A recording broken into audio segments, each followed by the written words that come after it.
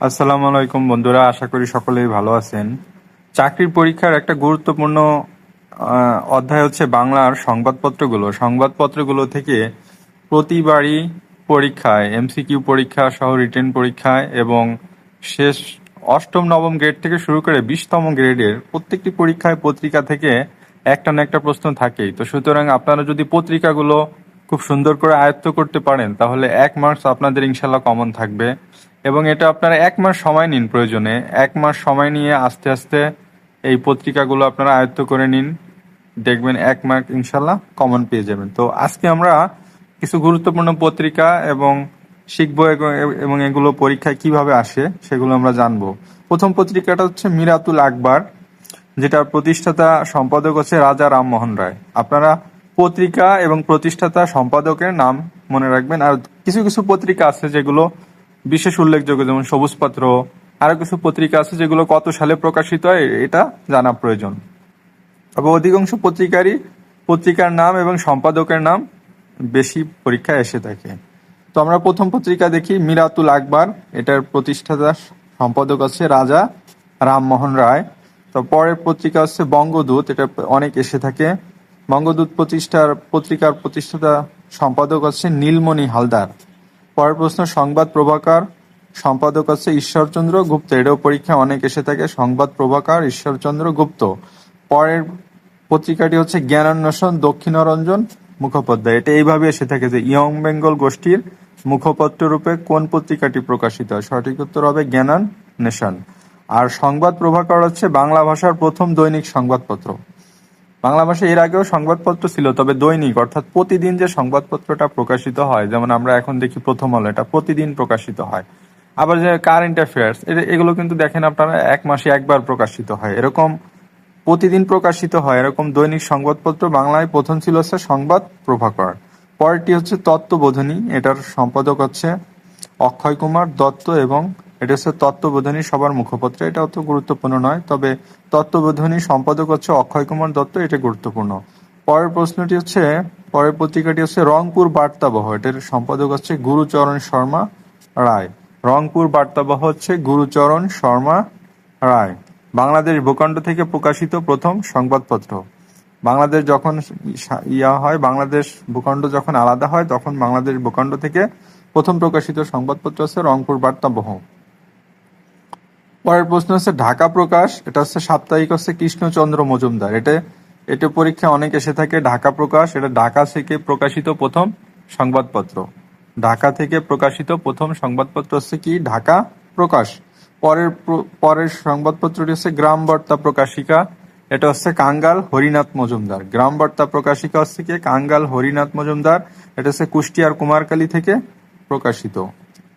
এটা হচ্ছে মীর মোশাররফ হোসেনের যে কুষ্টিয়ার কুমারখালী, সেখান থেকে প্রকাশিত হয়। বঙ্গদর্শন হচ্ছে বঙ্কিমচন্দ্র চট্টোপাধ্যায়। এটা অনেক এসে থাকে, বঙ্গদর্শন বঙ্কিমচন্দ্র চট্টোপাধ্যায়। এটা হচ্ছে বাংলা গদ্যের উৎকর্ষ সাধনে এই পত্রিকার গুরুত্ব অপরিসীম। এটা হচ্ছে কি? বাংলা গদ্যের উৎকর্ষ সাধনে, বাংলায় গদ্য নিয়ে বেশি বেশি লেখালেখি করা হয় এই বঙ্গদর্শন পত্রিকায়। পরের পত্রিকা হচ্ছে আমাদের হচ্ছে ভ্রমর। ভ্রমরের সম্পাদক হচ্ছে সঞ্জীব চন্দ্র চট্টোপাধ্যায়। ভ্রমর হচ্ছে সঞ্জীব চন্দ্র চট্টোপাধ্যায়। এর পরের পত্রিকাটি হচ্ছে ভারতী, যেটার সম্পাদক হচ্ছে দ্বিজেন্দ্রনাথ ঠাকুর। ভারতী দ্বিজেন্দ্রনাথ ঠাকুর। পরবর্তী পত্রিকা হচ্ছে বীণা রাজকৃষ্ণ রায়, তত্ত্ব কৌমুদী শিবনাথ শাস্ত্রী, বঙ্গবাসী জ্ঞানেন্দ্রলাল মিত্র, নবজীবন অক্ষয়চন্দ্র সরকার,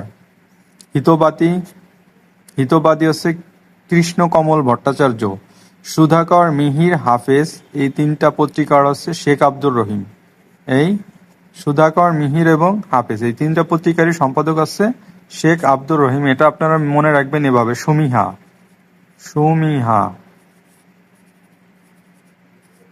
হচ্ছে সুধাকর মিহির এবং হাফেজ। সুতে সুধাকর, মিতে মিহির এবং হাতে হাফেজ। সুমিহা শেয়ার। এটা যদি আমি পরীক্ষায় এভাবে মনে রাখছি, আপনারা চাইলে এভাবে মনে রাখতে পারেন।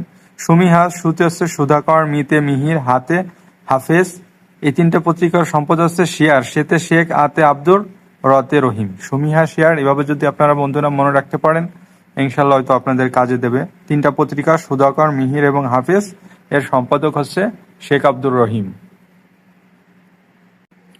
বন্ধুরা পরের পত্রিকাটি হচ্ছে কোহিনূর, যেটার সম্পাদক হচ্ছে মোহাম্মদ রওশন আলী চৌধুরী।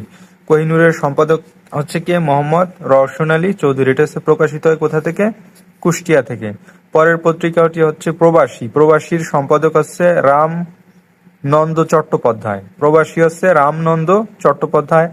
নবনূর হচ্ছে সৈয়দ এমদাদ আলী। সবুজপত্র হচ্ছে প্রমোদ চৌধুরী। এটা হচ্ছে একটা সাময়িক পত্র এবং এটা হচ্ছে চলতি রীতির প্রবর্তক বা কথ্য রীতির প্রবর্তনে ভূমিকা রাখে। আপনারা জানেন প্রমোদ চৌধুরী আছে যিনি চলিত রীতির প্রবর্তক। এই চলিত রীতির প্রবর্তনে সবুজপত্র পত্রিকা অত্যন্ত গুরুত্বপূর্ণ ভূমিকা রাখে। বন্ধুরা এটা আপনারা অবশ্যই মনে রাখবেন। সবুজপত্র বারবার এসে থাকে এবং এর প্রকাশ সালও এসে থাকে 1914 সাল। অসংখ্যবার এটা এসেছে যে চলিত রীতির প্রবর্তনে কোন পত্রিকা বিশেষ ভূমিকা রাখে। সঠিক উত্তর হবে সবুজপত্র।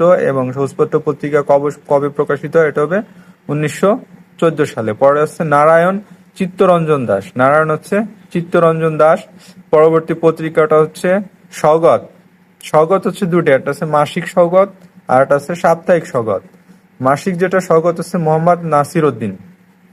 মাসিক সওগাত, সাপ্তাহিক সওগাত দুটেরই মোহাম্মদ নাসির উদ্দিন সম্পাদক।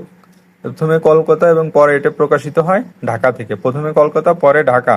এর পরের পত্রিকাটি হচ্ছে মুসলিম ভারত, হচ্ছে মোজাম্মেল হক। এটা খুবই গুরুত্বপূর্ণ, বারবার এসে থাকে বন্ধুরা। মুসলিম ভারত হচ্ছে মোজাম্মেল হক। এই স্বগতটাও এসে থাকে। পরের পত্রিকাটি হচ্ছে আঙুর। আঙুর হচ্ছে ডক্টর মোহাম্মদ শহীদুল্লাহ। অসংখ্যবার পরীক্ষা এসে থাকে বন্ধুরা, এটা আপনারা অবশ্যই মনে রাখবেন। আঙুর পত্রিকার সম্পাদক হচ্ছে ডক্টর মোহাম্মদ শহীদুল্লাহ। এটা হচ্ছে একটা কিশোর পত্র। বন্ধুরা সবুজপত্র হচ্ছে সাময়িক পত্র আর আঙুর হচ্ছে কিশোর পত্র, এটা কিন্তু আপনারা মনে রাখবেন। পরবর্তী প্রশ্নে আমরা যাই। পরবর্তী পত্রিকাটি সেটা হচ্ছে নবযুগ। নবযুগ হচ্ছে প্রথমে ছিল এ কে ফজলুল হক, পরবর্তীতে হচ্ছে মোজাফফর হোসেন এবং পরবর্তীতে হচ্ছে কাজী নজরুল ইসলাম। তো এখন যদি নবযুগ আসে তখন আমরা দেব কাজী নজরুল ইসলাম। কাজী নজরুল ইসলামের সম্পাদনায় বন্ধুরা তিনটে পত্রিকা প্রকাশিত হয়, নবযুগ, লাঙল এবং ধূমকেতু। নবযুগ, লাঙল এবং ধূমকেতু, এই তিনটে পত্রিকায় কাজী নজরুল ইসলাম সম্পাদনা করেন, সম্পাদক ছিলেন। এবং এই নবযুগটা 1920 সালে প্রকাশিত হয়। এটা আপনারা অবশ্যই আয়ত্ত রাখবেন। নবযুগ পত্রিকার সম্পাদক হচ্ছে কাজী নজরুল ইসলাম। ধন্যবাদ সবাইকে।